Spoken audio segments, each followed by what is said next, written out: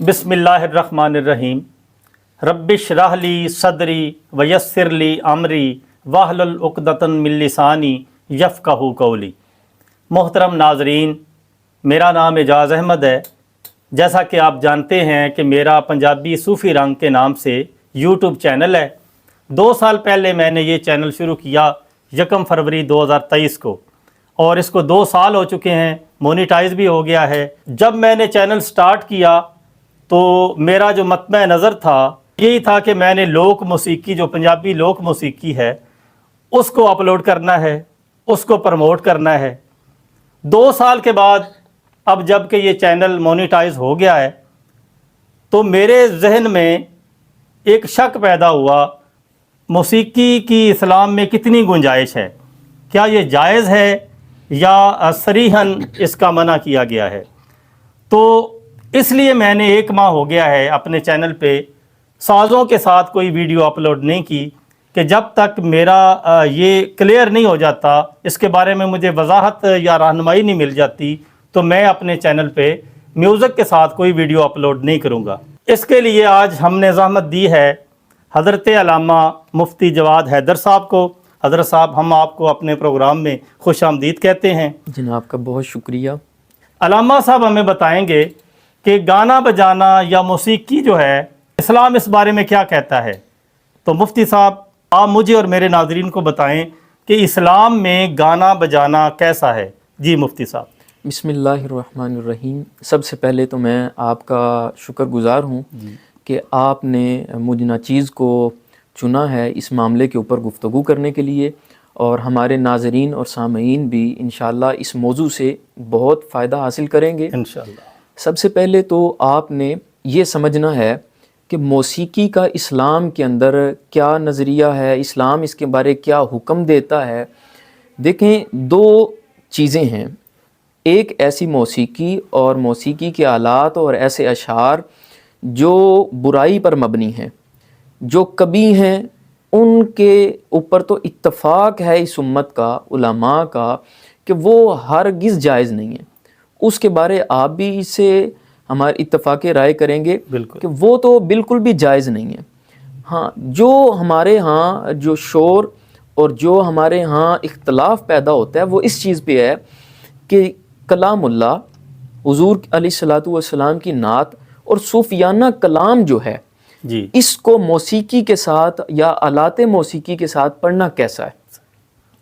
तो सबसे पहले आप इसके बारे अगर देखें ना, कुरान पाक की एक आयत है सूरह बनी इसराइल के अंदर जी, अल्लाह ताला जल्ला मजदुल करीम ने इसके अंदर इरशाद फरमाया, जब वो शैतान को कहा था कि निकल जा यहाँ से, तू जाके लोगों को गुमराह कर सकता है तो कर ले, वहाँ पे आयत करीमा में अल्फाज हैं, वस्तफ़ज़िज़ मन इस्तताअता मिनहुम बिसौतिका, जा तू जिसको अपनी आवाज़ के साथ गुमराह कर सकता है तू कर ले। तो ये शैतानी आवाज़ है और शैतानी आलात हैं, इनके बारे कोई दूसरी राय नहीं होनी चाहिए, क्योंकि इनसे फ़ायदा भी हमें हासिल नहीं होता। और सूरत लुक़मान में इसकी और वजाहत है। अल्लाह जल्ला जलालुहु इरशाद फरमाते हैं, वमिनन नासी मन यश्तरी लहवल हदीसी लियुदिल्ला अन सबीलिल्लाहि बिगैरि इल्मिन वयत्तखिज़हा हुज़ुआ उलाइका लहुम अज़ाबुम मुहीन। ये कुछ लोग ऐसे हैं जो लग़व बातें ख़रीदते हैं और उसके बाद फिर मजाक उड़ाते हैं और लोगों को गुमराह करने की कोशिश करते हैं। यही लोग, इन लोगों के लिए दर्दनाक अज़ाब है। तो देखें, अगर आप मौसीकी के ऊपर बात करते हैं और ये कहना चाहते हैं कि भाई मौसीकी के साथ हम लोगों को हिदायत देंगे। मुफ्ती साहब, माज़रत के साथ, अभी आपने सूरह लुक़मान की आयत जो है वो तिलावत फरमाई है, तो उसमें मैं ये वजाहत मांगना चाहूँगा अपने नाज़रीन के लिए भी कि उसमें जो अल्फाज हैं वहाँ पे तो ज़ाहिरी तौर पे तो नहीं है कि इसमें आलाते मौसीकी का या साज़ों का कोई ज़िक्र है, तो वो प्लीज़ उसमें थोड़ा सा वजाहत कर दें। जी, इसकी वजाहत अगर मैं करूं या हमारे उलमा में से लोग करें तो फिर हम कहते हैं कि दूसरी राय होगी, गुंजाइश निकल सकती है। यहाँ पे इसकी तफसीर करने वाले हज़रत अब्दुल्ला इब्न मसूद रज़ी अल्लाह तआला अन्हु हैं, हज़रत हज़रत इब्न अब्बास रज़ी अल्लाह तआला अन्हु हैं। वो फरमाते हैं लहवल हदीस से मुराद ये मौसीकी के आलात हैं। लहवल हदीस जो है ये मौसीकी के आलात हैं हैं। और ये जय्यद साहबा जो हैं जिनके बारे में حضور نے بھی کہا ہے کہ اگر کسی نے دین سیکھنا ہو تو ان سے سیکھیں، جی جی وہ فرما رہے ہیں، وہ فرما رہے تو ہیں پھر تو شک کی گنجائش نہیں رہتی۔ موسیقی کے آلات اور گانا بجانا اس سے مراد لیا ہے صحیح حضور کے صحابہ کرام نے۔ اور آپ احادیث اور آثار میں سنتے ہوں گے کہ حضرت عبداللہ ابن عمر رضی اللہ تعالیٰ عنہ نے کان میں انگلیاں رکھ لی تھی ایک موقع پہ۔ جب کانوں میں انگلیاں رکھ لی تو جو ساتھ لوگ تھے انہوں نے کہا کہ یہ کیا عمل کیا؟ کہا یہ جو بانسری کی آواز آ رہی ہے نا، میں نے آقا کریم صلی اللہ تعالی علیہ وسلم کو دیکھا تھا کہ جب اس موقع پہ بانسری کی آواز حضور نے سنی تھی تو حضور نے کانوں میں انگلیاں رکھ لی تھی، اور جب تک یہ آواز آتی رہی آپ نے کانوں میں انگلیاں رکھی اور فرمایا کہ یہ شیطانی آواز ہے۔ اس سے حضور صلی اللہ تعالی علیہ وسلم نے احتیاط فرمائی ہے۔ یعنی پہلے آیت میں جو تھی بات وہ اس کے جو آلات موسیقی ہیں سب کے بارے میں تھی، اب بانسری کو باقاعدہ کہا گیا کہ بانسری کی آواز، جی یعنی ایک ساز ہے جو بھی استعمال ہوتا ہے۔ جی ایک اور حدیث پاک ہے جس کے اندر واضح الفاظ ہیں کہ آقا کریم صلی اللہ تعالی علیہ وسلم نے ارشاد فرمایا، یہ حدیث پاک ابن ماجہ میں بھی ہے اور مسند احمد میں بھی ہے۔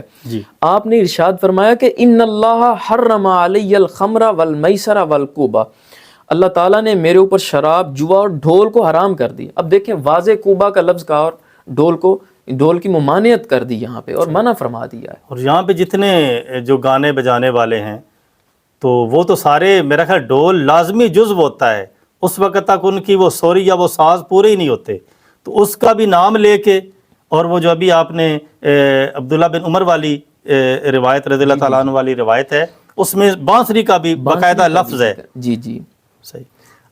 اچھا حضرت صاحب، جیسے آپ نے شروع میں کہا کہ نعت یا کوئی بھی صوفیانہ کلام جس میں اصلاحی معاملات ہوتے ہیں، یا نعت میں تو نبی کریم صلی اللہ علیہ وآلہ وسلم کی تعریف ہی ہوتی ہے۔ میں آپ کی بات ٹوک رہا ہوں یہاں پہ معذرت کے ساتھ، مجھے آپ یہ بتائیے کہ آقا کریم صلی اللہ تعالی علیہ وسلم کی جو ہم نعت پڑھتے ہیں وہ کیوں پڑھتے ہیں؟ حضور صلی اللہ تعالی وسلم کی تعریف کرنے کے لیے؟ تعریف کرنے کے لیے۔ تو کیا آپ کی تعریف محتاج ہے ڈھول کی اور بانسری کی؟ نہیں حضرت صاحب، آپ صحیح فرما رہے ہیں، لیکن میرے ذہن میں بھی جو ڈاؤٹ ہے اور جو زیادہ تر لوگ اس کو جواز بنا کے پیش کرتے ہیں کہ جب نبی کریم صلی اللہ علیہ وآلہ وسلم مدینہ تشریف لے گئے تو بنو نجار کی جو بچیاں ہیں انہوں نے طالع البدر علینا وجب الشکر علینا، وہ اس کے ساتھ دف کے ساتھ پڑھا، تو اس حوالے سے زیادہ تر لوگ یہی بات، یعنی میرے ذہن میں بھی ابھی بھی یہی بات آ گئی ہے۔ تو جب میں نے اس کا ذکر کیا تھا نا کہ میں سازوں کے ساتھ شش و پانج میں ہوں کہ آئندہ ویڈیو اپلوڈ کروں یا نہ، تو جس بندے نے پہلا جواز پیش کیا تھا وہی بنو نجار کی بچیوں کا حوالہ دیا تھا کہ دف کے ساتھ انہوں نے یہ نعت پڑھی۔ جی کیا اس وقت جہاد کیا جاتا تھا؟ یہ جس تاریخ کی آپ بات کر رہے ہیں اس وقت تو ابھی جہاد بھی نہیں تھا، اس وقت تو کئی احکام ایسے تھے جو ابھی نافذ نہیں ہوئے تھے، ابھی تو اب ہجرت نبوی ہو رہی ہے، ہجرت کے بعد احکام بتدریجاً نازل ہوئے ہیں اور آقا کریم صلی اللہ تعالی وسلم نے بعد میں منع کر دیا ہے، اور جس کو بعد میں منع کر دیا ہے اب اس کو ترک کیا جائے گا، وہ دلیل کام نہیں آئے گی۔ اب کوئی بندہ یہ کہے کہ دیکھیں جی فلاں کتاب میں لکھا ہے کہ شراب پی رہے تھے فلاں لوگ، تو اب کہیں گے کہ بھئی جب حرمت نازل ہوگی ہے اس کے بعد تو نہیں نہ ہے، تم پہلے کی بات کر رہے ہو، تو پہلے کی بات کو قابل عمل نہیں کیا جائے گا اور نہ اس پر عمل کیا جائے گا۔ اس وقت ان کی تالیف قلب مقصود تھی، دل جوئی مقصود تھی۔ میں یہ وضاحت پیش کرتا ہوں کہ دیکھیں بعض لوگ جو جواز کے قائل ہیں وہ یہ دلیل بنا کے پیش کرتے ہیں اور کہتے ہیں کہ ٹھیک ہے جائز ہے، اور بلکہ یہ نہیں اور بھی بیسیوں دلائل دیتے ہیں اور بڑے مضبوط دلائل دیتے ہیں، کہتے ہیں یہ جائز ہے جائز ہے جائز ہے۔ گزارش یہ ہے کہ جائز ہے، ہم نے یہ کہا کہ مزارات پہ جانا جائز ہے، اب آپ دیکھیں وہ جواز کہاں خرافات رنگ پکڑ چکی ہوئی ہے، بالکل جو جائز کا کام تھا وہ کہاں جا چکا ہے۔ اسی طرح آج کے دور میں اگر آپ کہہ دیتے ہیں جائز ہے تو کیا آپ اس بانسری یا ڈھول ڈھمکے کے ذریعے لوگوں کو ہدایت کی طرف لا سکتے ہیں؟ ممکن ہی نہیں۔ لوگوں کو کہہ سکتے ہیں کہ قرآن اس کے ذریعے قرآن پڑھیں؟ ممکن ہی نہیں۔ بلکہ لوگ جہاں پہ یہ ماحول پیدا ہو وہاں پہ لوگ تو نماز پڑھنے نہیں جاتے۔ آپ کے تجربات سے یہ بات گزری ہوگی۔ جی میں شیئر کرتا چلوں کہ گجرات میں لوک موسیقی بہت زیادہ ہے، وہاں پہ لوک شعراء اور صوفی شعراء بھی بہت زیادہ ہوئے ہیں، تو چینل کے حوالے سے ہی میرا وہاں پہ کافی رابطہ ہے، اب بھی ہے۔ تو شروع میں گیا جب وہاں پہ، تو اسی طرح کی ایک محفل تھی موسیقی کی جس میں کہ وہ لوک موسیقی کہہ لیں، عرفانہ کلام کی محفل کہہ لیں، تو وہاں پہ عشاء کی اذان ہوئی ہے، تو اللہ کی توفیق سے جب میں نے حی علی الصلاۃ یا حی علی الفلاح کے الفاظ سنے ہیں تو میں مسجد کے لیے اٹھا ہوں، تو میں نے کہا جی میں نماز پڑھ کے آیا۔ جی جی تو ایک وہاں پہ لوگ فنکار تھے، اللہ تعالیٰ ان کی زندگی کرے، نام تو نہیں لینا چاہیے، تو مجھے پنجابی میں کہتے ہیں کہ اعجاز جدوں تو اذان دی آواز سن کے نماز ال نہ گیا، اس محفل نو تو سمجھیا ادوں تو اصل دے وچ اس محکمے چ آਉਣਾ ہے۔ استغفر اللہ استغفر اللہ۔ بڑا حیران ہوا تھا میں کہ یہ کیا مطلب، اس کو اب میں کیا کہوں۔ خیر وہ ان کی اپنی باتیں تھی، وہ سارے اپنے ماحول میں تھے، شکر الحمدللہ میں نے نماز پڑھی۔ تو اسی طرح کے ایک اور واقعہ ہے کہ عرس تھا ایک ادھر گجرات میں ہی، تو جب نماز کا ٹائم ہوا تو 2-3 لوگ اس ڈھول ڈمکے سے، جو کہ اس قبر پہ یا مزار پہ ہی ہو رہا تھا، پہلے تو یہ کہ قبرستان ہے نا وہ، جی جی جی وہاں پہ یہ چیزیں، میرا خیال ہے کہ آپ بالکل، میں یہاں اس پہ کے آپ بتائیں کی- تھوڑا جی سا۔ جی، ہاں جی بات آپ کی ٹوک رہا ہوں، اس کے لیے معذرت۔ دیکھیں آقا کریم صلی اللہ تعالی علیہ وسلم نے قبروں پہ جانے سے منع کیا، لیکن بعد میں آپ نے حکم دیا، میں نے تمہیں منع کیا تھا، میں تمہیں حکم دیتا ہوں قبروں پر جایا کرو، اس سے آخرت کی یاد آتی ہے۔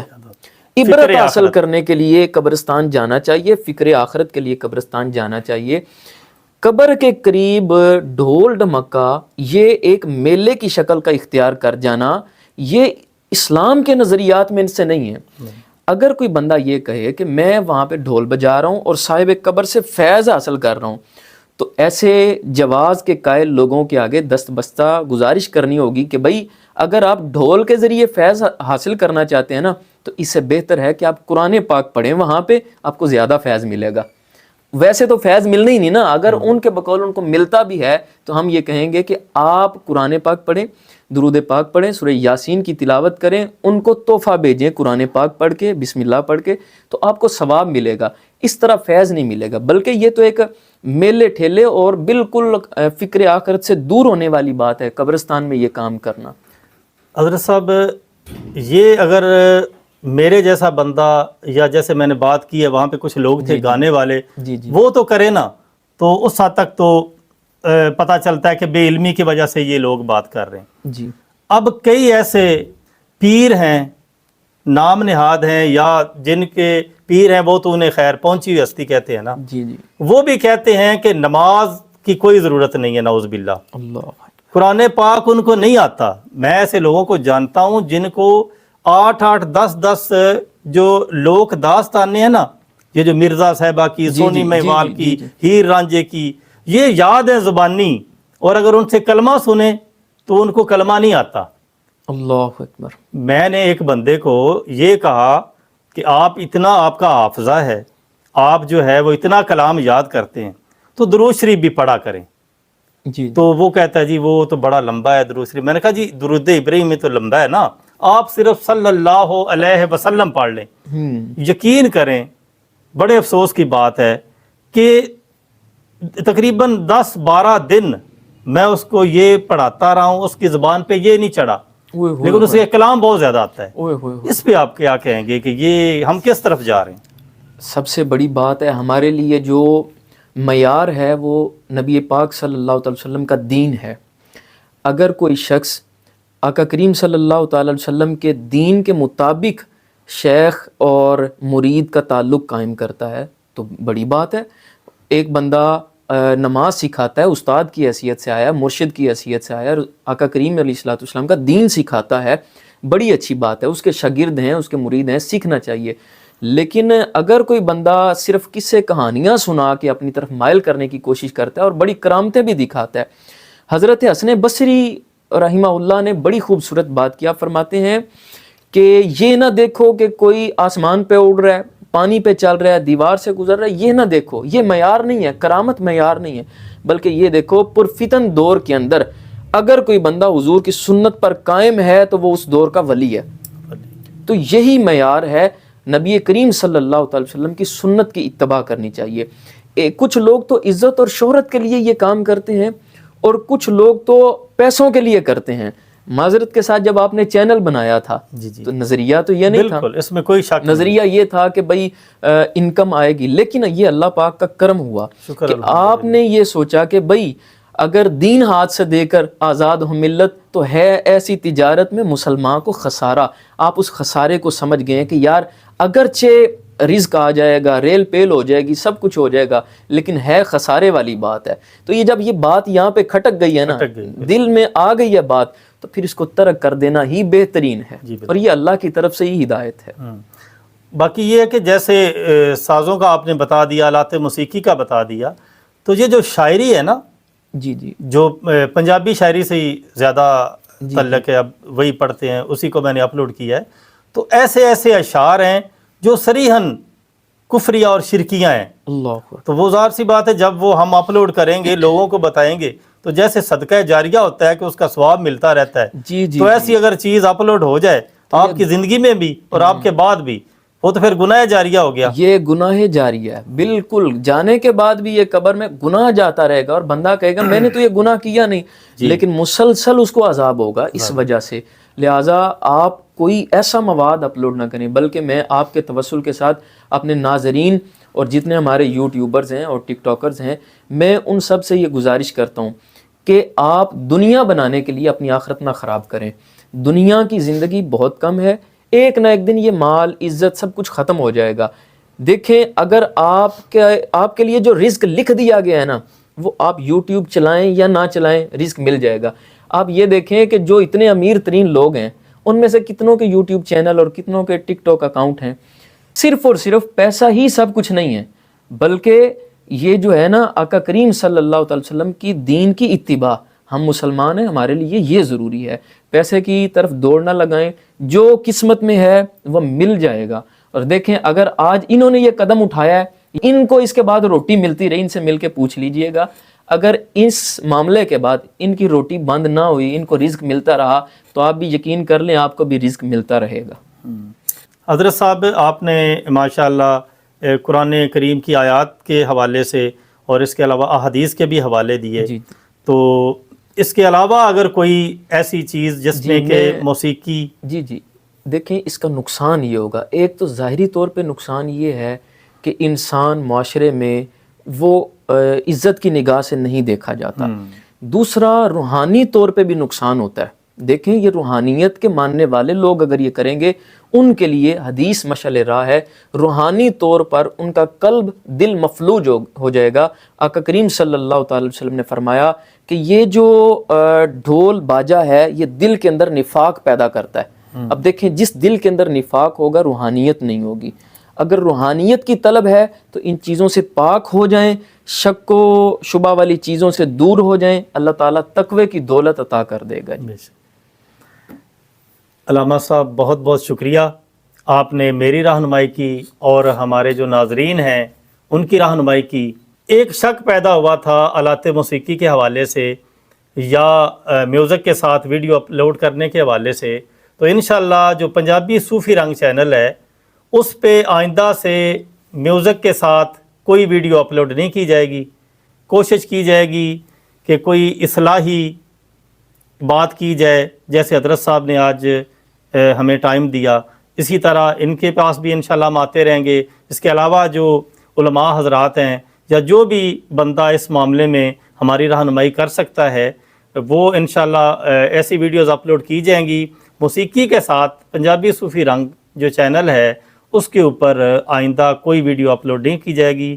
اللہ تعالیٰ ہم سب کو ہدایت دے، کیونکہ جتنی جلدی اس چیز کو محسوس کر لیا اتنا ہی فائدہ ہے۔ تو انہی الفاظ کے ساتھ علامہ صاحب، میں آپ کا ایک دفعہ پھر شکریہ ادا کرتا ہوں۔ تو آپ اس چینل پہ آئے، آپ نے اپنا قیمتی وقت نکالا، بہت بہت شکریہ۔ السلام علیکم ورحمۃ اللہ وبرکاتہ۔